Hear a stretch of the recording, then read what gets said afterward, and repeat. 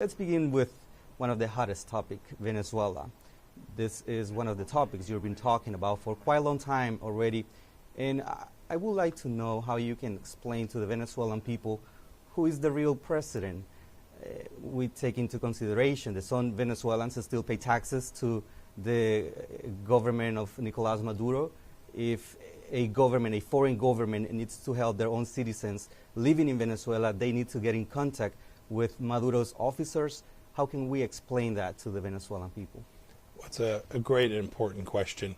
The Venezuelan people have spoken. The sham election that gave Maduro the pretend authority that he has, the world has recognized. There's now 54 countries, in addition to the people of Venezuela, who recognize that Maduro is not a legitimate leader. He still has control of elements of power, to be sure. But the people have spoken. We know what they want. Maduro and his henchmen have destroyed this nation. The Venezuelan people can see that very plainly. It's why they didn't want him back. They gave power to the National Assembly, now Juan Guaido, in a way that will ultimately deliver true democracy and prosperity back to Venezuela. And you know the history. This is a rich nation, a wealthy nation, a nation of people who are industrious and are prepared to work very, very hard. What they need is a leader who's prepared to help them not be corrupt, not turn over power to the Cubans and demand interventions to save them by the Russians. The new leadership will do that, and the United States stands ready to support not only the Venezuelan people, but all of the countries in this region. We're sitting here today in Paraguay, the countries of this region who recognize the same. What about if Maduro continues to hold the military power and to hold the seat? Does the U.S. have a new strategy to go? Does Maduro have a deadline, for example, for the U.S. government? So the strategy is not just an American strategy. It's the Venezuelan people's strategy. The opposition groups banded together, made clear that it was unacceptable what Maduro's regime did. They gave Juan Guaido the authority through the National Assembly to lead their nation forward. This won't be an American solution to this problem. It'll be the solution that the Venezuelan people choose. I remark sometimes people think Maduro is winning, and yet he's handed over all of his power to the Cubans, to the Russians. This is weakness from Maduro. And so this weakness will ultimately lead to his departure, and democracy and prosperity will be restored in Venezuela. I'm very confident of that. And I know you already answered this question many times, but I have to ask.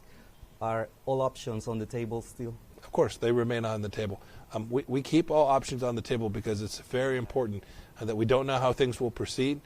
The Venezuelan people are entitled to the democracy that they have demanded, and we want to make sure that the resources of the United States of America aren't foreclosed from being used if that turns out to be the right thing to do. And as you mentioned, Maduro has the support of Russia and China. Does that turn a decision against the government of Maduro more complex to take? Could this raise tensions between Washington and the Kremlin? You know, I always remark, I'll hear some of the Maduro people talk about intervention in Venezuela. The Russians will say the Americans shouldn't intervene in Venezuela.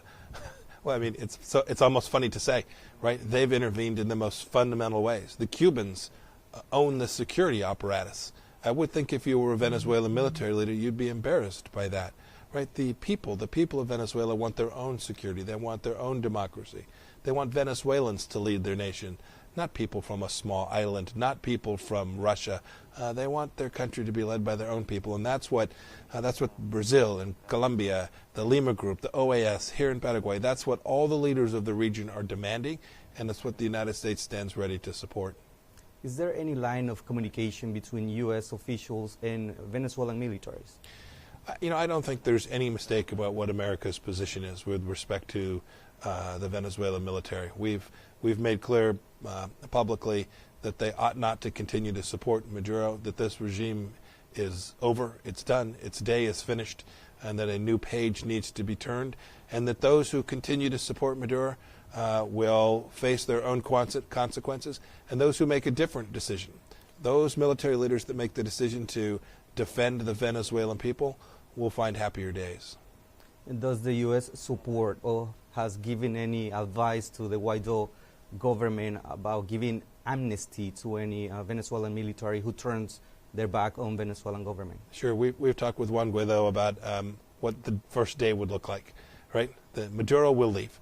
And we want to make sure that that next day, that the world stands ready to support Venezuela. That will involve making decisions about how to address the transgressions of senior military leaders, those that inflicted violence, those who did harm to Venezuelans. Well, they'll be held accountable.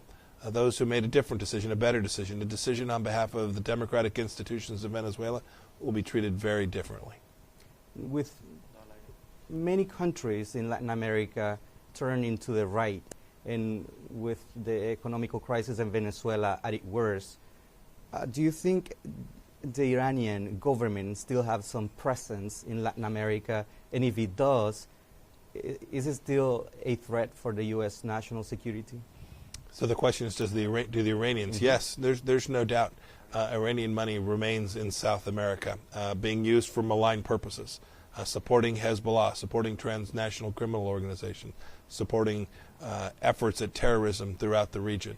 The United States is working with our partners in this area to take down those networks, to take down that risk. IRGC, you saw the other day, there was an air flight straight from Tehran to Caracas. This is Iran intervening in South America. That's not in the best interest of the South American people, and the United States stands ready. We see Iran for what it is, the world's largest state sponsor of terror. That's a global threat, and we're prepared to push back against it not only in the Middle East, but in South America and wherever we find that threat present. Moving forward, Secretary Pompeo, yesterday you mentioned in a speech in Santiago, and used Chile as an example, as a model for economical growth. But Chile also have many trades with China, $43 billion, if I'm not mistaken, and the U.S. come as a second partner. Can any country from Latin America have economical and diplomatic relationship with China while at the same time they do with the United States? Oh, of course. What we've said about China is very clear. The United States has big economic relationships with China. We want China to thrive and prosper. Here's what we don't want, especially in South America. We don't want China to show up with bags full of money and bribe officials. We don't want China to show up and put Huawei or Chinese technology into the infrastructure in these countries so that the citizens of Chile or the citizens of Paraguay have their information, their private information, stolen by the Chinese government. We don't want corrupt activity. China should compete.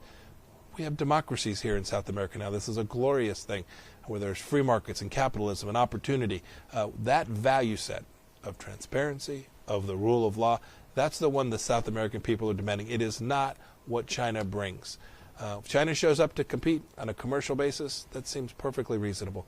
When they show up with malign intent to give money with strings attached, which will destroy the sovereignty of a South American nation, that's not good for the people in that country. And the United States is prepared to help those countries recognize that threat and to offer alternatives to it. Changing topic a little bit, the U.S. cut the funds for 3 countries in Central America, Honduras, Guatemala, and El Salvador. Is this a final decision, or can they make things better and gain the confidence of the U.S. government and also the money? Yeah, of course they can. Look, the United States is the most generous nation when it comes to both humanitarian and foreign assistance, any country in the world. The Trump administration has maintained that. What we want to make sure is where we provide those resources, those dollars from the American taxpayer, that they're effective, that we get outcomes not only that we want, but that those countries want as well. So President Trump's decision, we saw that those countries weren't doing what needed to be done to prevent this enormous migration challenge, this crisis that the United States has at its southern border. As those countries work to develop systems to prevent their citizens from taking this incredibly dangerous journey from Guatemala, from Honduras, or from El Salvador through Mexico into the United States, when those countries begin to take actions that stop that, we'll reconsider that decision. My last question, Secretary. This week, Nicaragua will remember a year since the political and social crisis began. More than 350 people died during this crisis. The negotiations are very slow right now, and the repression continues with people who is demonstrating publicly. It's the United States taking new steps against the government of the president in Nicaragua. That's a great question. Here I am in Paraguay. I was in Chile. I'll be in Peru. I'll be in Colombia before I head back to the United States. You watch most of the countries in South and Central America turning in the direction of freedom, in the direction of liberty, in the direction of democracy. And yet you have Venezuela and Nicaragua stuck in history, stuck with dictatorship, stuck with bad leadership, kleptocrats, stealing from their own people. Our efforts in Nicaragua are very similar to those in Venezuela. We want the Nicaraguan people to have all the great things that they're entitled to have and that they so desperately want. And Mr. Ortega and his wife both need to change their ways in order to give Nicaragua that very opportunity. Secretary Pompeo, thank you very much Thank for you your very time much. talking Thank with you, sir. Voice of America Spanish service. It's great to see you again. Thank you.